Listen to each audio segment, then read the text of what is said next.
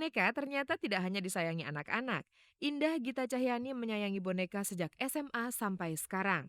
Dulu mungkin mama ngasih hadiah waktu SMA boneka, terus aku suka pegang-pegang, terus kayak enak buat temen gitu loh. Akhirnya mulai banyak waktu ulang tahun ada temen kasih hadiah boneka sampai keterusan.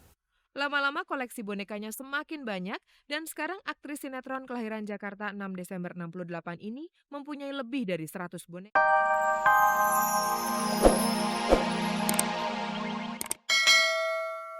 Di Yogyakarta, Tanto begitu panggilan akrabnya, kuliah di sebuah akademi pariwisata. Itu tahun 80.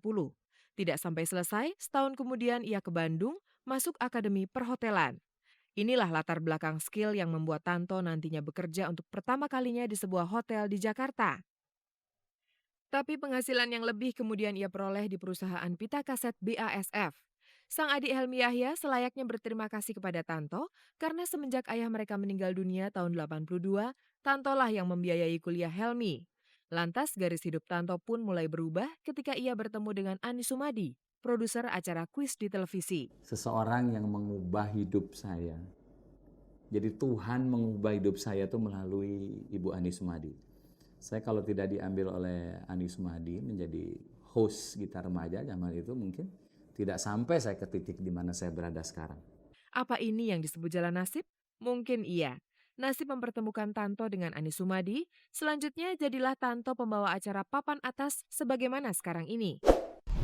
Tapi di luar nasib, Tanto sangat percaya pada dua hal yang bisa memberi kesempatan orang untuk sukses, yakni kejelian dan pertemanan atau yang disebutnya networking. Untuk sukses itu saya sangat percaya 50% kepintaran kita, 50% lagi adalah network yang kita bina, jaringan.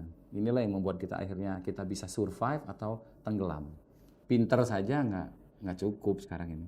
Dalam networkingnya atau jaringan pertemanannya, antara lain terdapat Kus Hendratmo.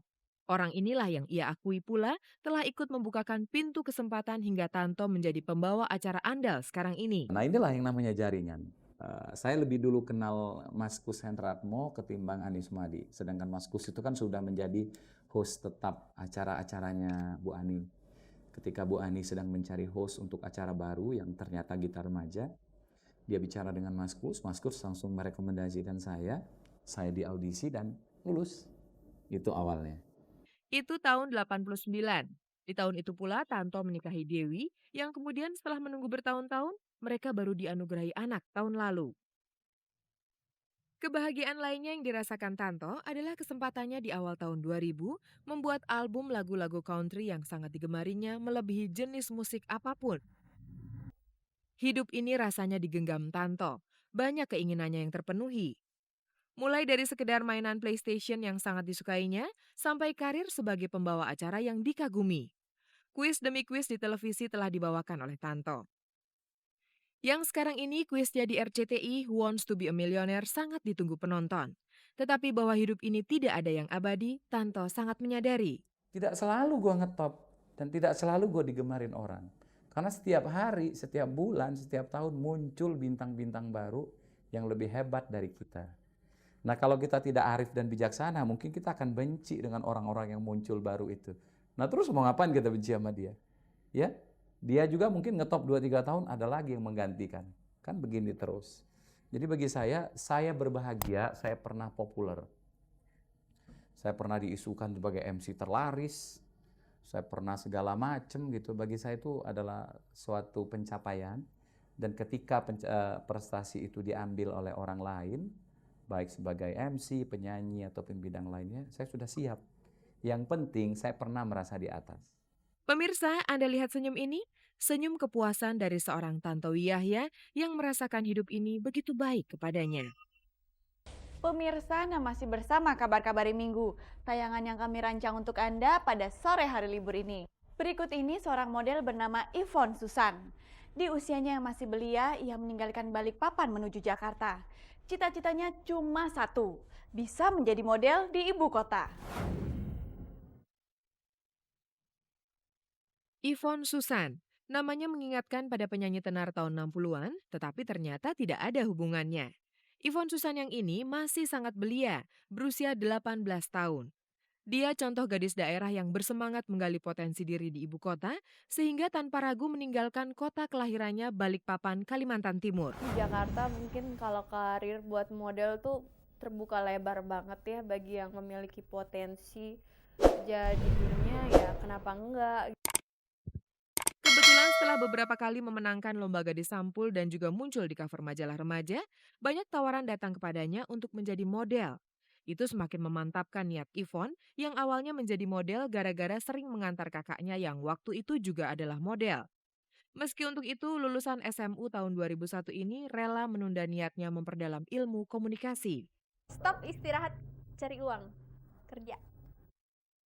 Di awal perjalanan karirnya di Jakarta, gadis berdarah campuran Banjarmasin dan Jawa Timur ini punya pengalaman tidak terlupakan. Waktu itu nggak pakai sepatu, nggak boleh pakai sepatu. Udah gitu pas aku jalan gitu, karena nggak pakai sepatu, tapi celana yang aku pakai itu lebar gitu, kainnya lebar banget dan panjang.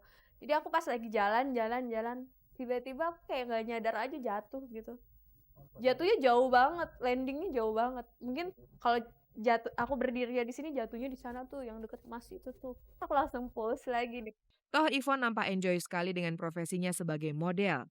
Sebagaimana diduga, order ternyata banyak datang. Pendeknya, tidak sia-sialah cewek dengan tinggi 174 cm ini menurunkan berat badannya dari 60 kg menjadi 52 kg dalam 2 minggu dengan puasa Senin Kemis plus tidak makan malam.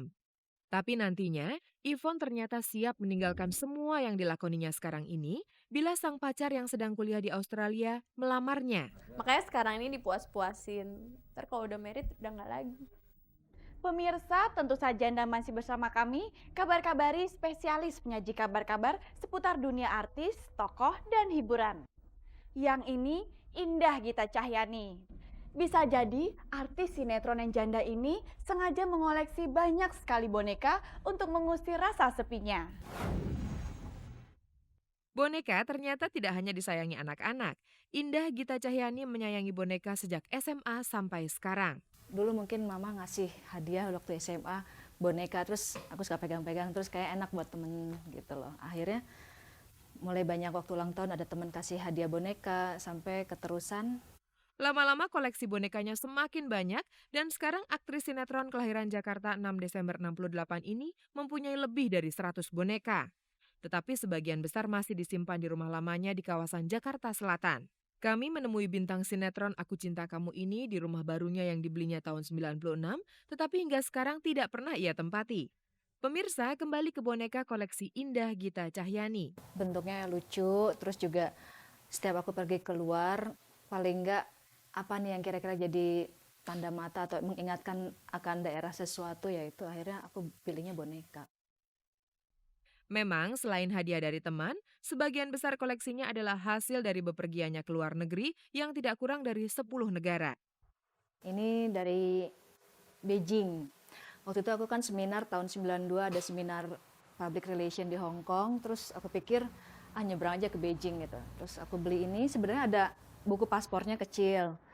Aku kasih nama Miss Linglung, terus juga aku minta cap di imigrasi Hong Kong juga. Cuma sayang nggak ada sekarang buku paspornya, mungkin keselip. Terus juga misalkan kalau ini waktu aku ke Berlin, aku supaya ingat ya aku beli ada boneka yang mereknya ada Berlinnya gitu. Terus ini dari Budapest. Tetapi dari sekian banyak koleksinya, yang paling berkesan bagi aktris orbitan almarhum Anton Indra Cahya ini adalah sebuah boneka mungil yang menggambarkan wanita Bulgaria. Pantas saja, rupanya itu hadiah dari kekasihnya yang orang Bulgaria. Oleh-oleh dari dulu kekasih hati Bulgaria. Dia kasih ginian. Dia ngasih oleh-oleh waktu pulang ke Bulgaria, ngasih ini.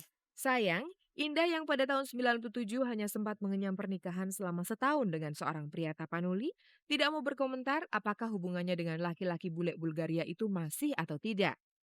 Ini berhubungan dengan alasannya mengapa ia belum meninggali rumah barunya yang bertingkat dan berkamar 6 ini lantaran belum punya teman akrab.